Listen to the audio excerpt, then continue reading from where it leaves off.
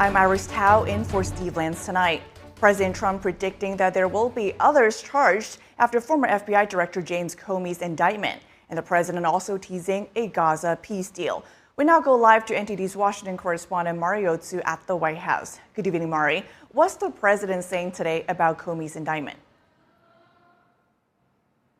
Iris, good evening. Yes, President Trump today is now saying that he thinks that others will be indicted after the former FBI director. Take a look. I think there'll be others. They weaponized the Justice Department like nobody in history. What they've done is terrible. And so I hope there are others, because you can't let this happen to a country. This is about justice. He lied a lot. But this was a very important thing. He could have said, well, maybe, or I don't remember. He didn't say that. He gave a very specific answer, and then he verified it numerous times, and he got caught. Comey, reacting to the indictment last night, says he's innocent and that his heart is broken for the Department of Justice. But President Trump says that this indictment is about justice, specifically about bringing to light long-standing corruption.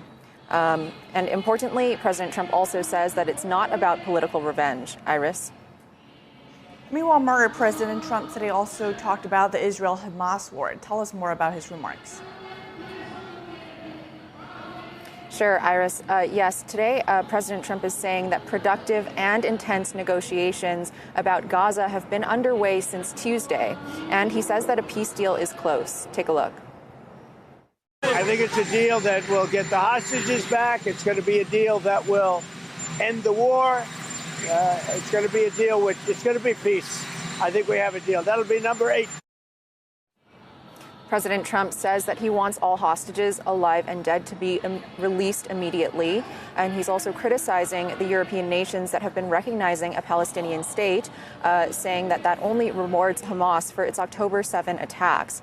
But President Trump also says that he will not allow Israel to annex the West Bank. And this is coming as UN delegates walk out in protest of Prime Minister Benjamin Netanyahu's UN speech today. The Prime Minister is also slamming Western nations for recognizing a Palestinian state, and he's vowing to prevent Iran from developing nuclear weapons. Watch. President Trump understands better than any other leader that Israel and America face a common threat. He showed the world that when Iran and its proxies murder Americans, take Americans hostage, shout death to America, burn American flags, and try to assassinate the President of the United States, not once, but twice. He showed them there is a price to pay for all that. President Trump, in his UN speech on Tuesday, also touted Operation Midnight Hammer and warned extensively about biological and nuclear weapons. President Trump is expected to meet with Netanyahu on Monday at the White House. Iris? Well, lots to watch for that Monday White House meeting. And finally, before I let you go here, Mari, tell us more about the president's special outing today on a Friday. What did he do?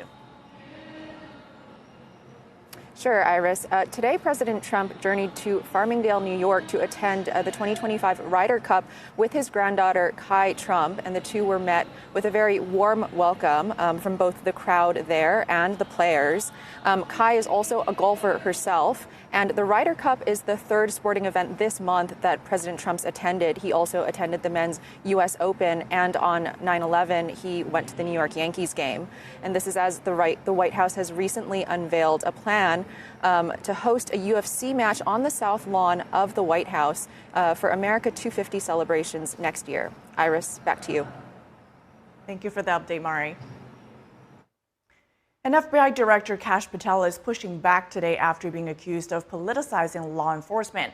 This comes a day after former FBI Director James Comey is indicted for making false statements to a Senate panel. NTD's Arlene Richards has more. One day after former FBI Director James Comey was indicted, the current director says the media is attacking the Bureau with false accusations. FBI Director Kash Patel said in a social media post, quote, "The wildly false accusations attacking this FBI for the politicization of law enforcement comes from the same bankrupt media that sold the world on Russiagate. It's hypocrisy on steroids." On Friday, MSNBC posted an article titled Mad Al Blog. Those on Kash Patel's enemy list face investigations and criminal charges. In it, the news outlet implies that Patel is biased, suggesting he's enthusiastically prosecuting his predecessor. Comey was indicted in the U.S. District Court for the Eastern District of Virginia on Thursday. He's charged with making a false statement and obstruction relating to testimony he gave before the Senate Judiciary Committee in September 2020. The Department of Justice said he could face up to 5 years in prison if convicted. Comey denied the allegations in a video posted on social media. My heart is broken for the Department of Justice, but I have great confidence in the federal judicial system, and I'm innocent. So let's have a trial. President Trump hailed the Justice Department's decision in a post on Truth Social. He said that he believes Comey was fully aware of the allegedly false statement made to the Senate. Attorney General Pam Bondi said no one is above the law. According to reports, Comey was expected to turn himself in on Friday. His arraignment is scheduled for October 9th. Arlene Richards, NTD News. James Comey could face up to 5 years in prison after his indictment over testimony he gave back in 2020. He's accused of lying to the Senate about leaking information to the media back in 2018. Joining us now live to discuss, we welcome Neama Rahmani, President and co-founder of West Coast Trial Lawyers. Thank you so much for joining us tonight. So Comey is now facing 2 charges, making false statements and also obstruction of justice. In your assessment, what will this case hinge on? This case is going to hinge on the district judge in this case, and as well as jurors in Northern Virginia, which are predominantly Democrat. This is going to be a very tough case, and there's a reason the Department of Justice waited until the 11th hour. The statute of limitations was going to run on September 30th, which was Tuesday, the 5-year statute. So we're looking at Ted Cruz, and really this relates to a leak in 2017, but it's too late to charge that.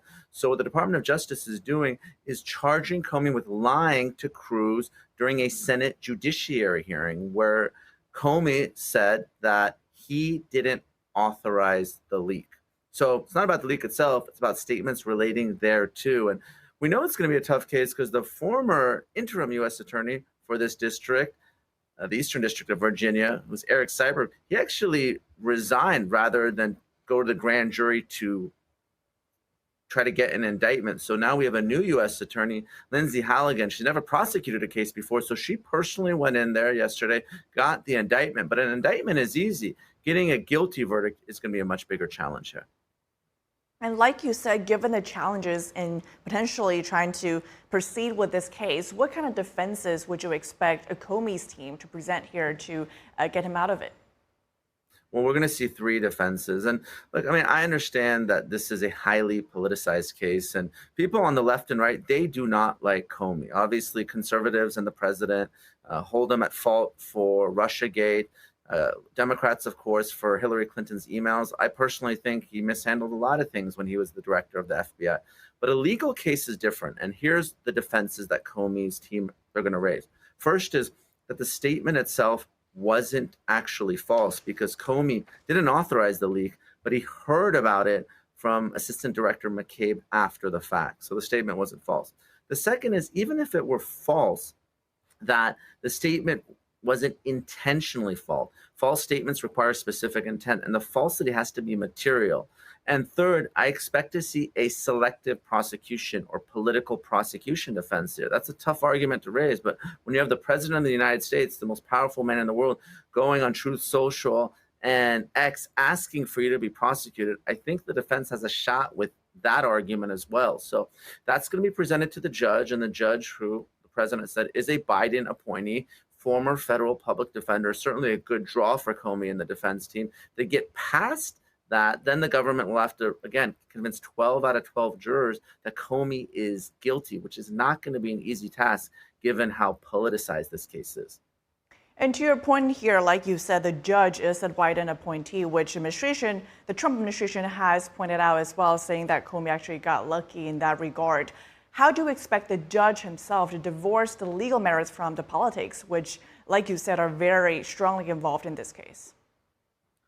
Lawyers, prosecutors, defense attorneys, and judges, they're supposed to decide cases solely based on the facts and the law. But when you have this incredible political layer over the case, when you have the president of the United States talking about it, the director of the FBI, the attorney general, it's impossible to divorce the politics from the case. And now we're looking at the judge during his Senate testimony. And look, I'm not saying he can't be fair, but this is the type of case that has the potential, at least, of being dismissed before it even gets to the jury, because there are these ready-made defenses here. So this is not going to be an easy case. I know people on both sides really want Comey behind bars, but just as a lawyer, as a prosecutor, this strikes me as a tough case. And let's not forget, at least one of the counts that new U.S. Attorney Holligan wanted to indict Comey on, the grand jury said no. That is very, very uncommon to go to a grand jury when you just need 12 out of 23 grand jurors and you're the only one presenting the evidence. The defense isn't there. There's no defendant, and you can't get a grand jury indictment. That just shows how weak this case is and how difficult it's going to be to get across the finish line, because we heard Comey say he's going to try this case. And as a lawyer, tell us more about the expected timeline for this case. When are we going to see the next step in it? Are we going to see whether or not it does make it to trial sooner or later? So it's the defense's right to a speedy trial. So they can insist and say, you know what, we're not going to waive time. We want to go to trial in a matter of months, which would mean that there's the potential, at least, that we get a trial at the end of the year. I think much more likely we're going to see a 2026 trial because of how long these cases tend to go. But look, it's not a complicated case. It's really about the statement to Senator Cruz and other members of the Senate and Congress, and really whether Comey authorized the leak. The fact of the leak, it happening, the Wall Street Journal, Comey's friend who was a law professor, none of that really matters. It's just we're really talking about the narrow statement itself, whether Comey authorized it or not. So not going to be a whole lot of witnesses in this case. Obviously, Comey can choose to testify or not. I think former FBI Director McCabe is going to be an important witness, and others. But it just really turns on that one relatively simple question. Did Comey authorize this leak, or did he hear about it after the fact? Well, certainly a lot to look into there as well. But as we heard from the president today, that others might also face charges after Comey's latest indictment. We're now potentially looking at an indictment against John Bolton, a former national security advisor to Trump, who later wrote a book critical of Trump. And Bolton's home was raided, as we know, back in August, and he will potentially be accused of mishandling classified documents. And that's the speculation there. What considerations could be factoring into his case here? Iris, you're absolutely right. So John Bolton should be concerned. Adam Schiff, sitting U.S. Senator, Letitia James, the New York Attorney General, the latter two for mortgage fraud. But these are all individuals that have been in really the crosshairs of Donald Trump. And John Bolton has been a pretty fierce and outspoken critic of the president. I think we're all familiar with classified documents cases now because of the president's classified documents case, which was ultimately dismissed by Judge Eileen Cannon there in Florida. Obviously, there was an investigation of Joe Biden himself when he was the former vice president, whether he mishandled classified documents. There was an inspector general report that said that he didn't do so knowingly and it would be tough to convict him.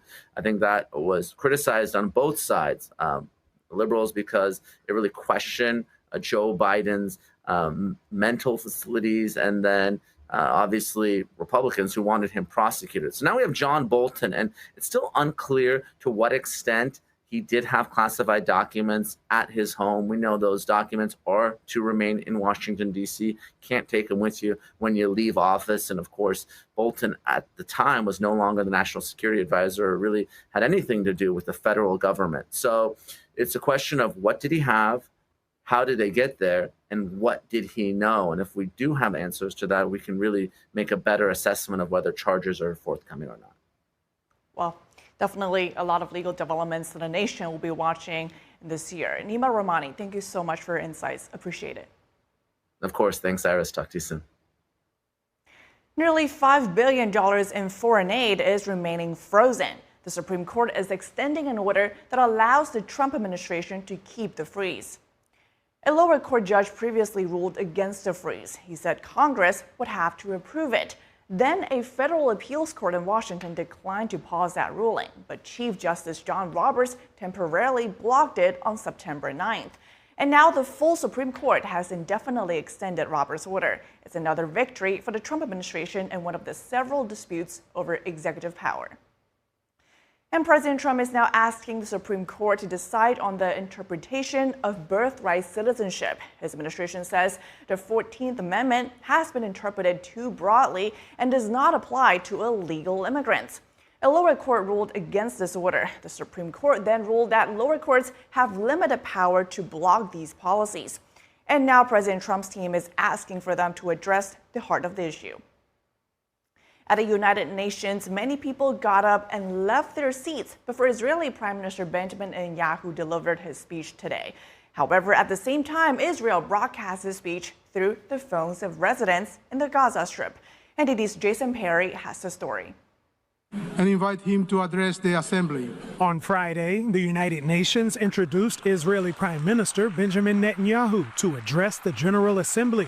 His introduction was met with continuous applause from a group of attendees as many people left the hall.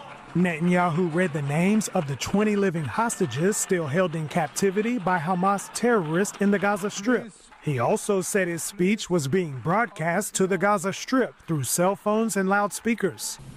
I want to do something I've never done before. I want to speak from this forum directly to those hostages through loudspeakers. I've surrounded Gaza with massive loudspeakers connected to this microphone in the hope that our dear hostages will hear my message. And he said that Israel had not forgotten them and that Israel would not rest until they bring all of the hostages home. He also rebutted claims of genocide against Israel and explained Israel's efforts to mitigate harm to civilians in the territory. For 3 weeks, Israel dropped millions of leaflets, sent millions of text messages, and made countless phone calls urging civilians to leave Gaza City before our military moves in. Would a country committing genocide plead with the civilian population it is supposedly targeting to get out of harm's way?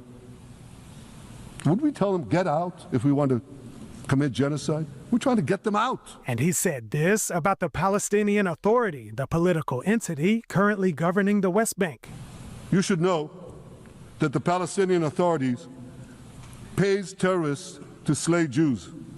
The more Jews the terrorists slay, the more the Palestinian Authority pays.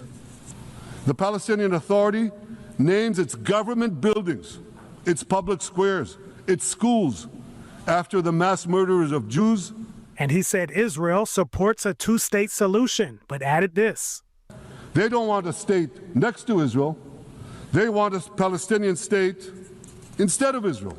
Meanwhile, some residents in the Gaza Strip who watched his speech had hopes he would announce an end to the war. We were hopeful, and I was watching, hoping for a word here or there that things would ease and a solution would emerge, or even the slightest glimmer of hope from the negotiations. But I was watching, and I became frustrated. He insists that the war must continue.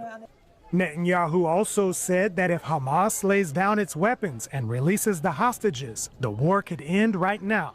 Jason Perry, NTD News.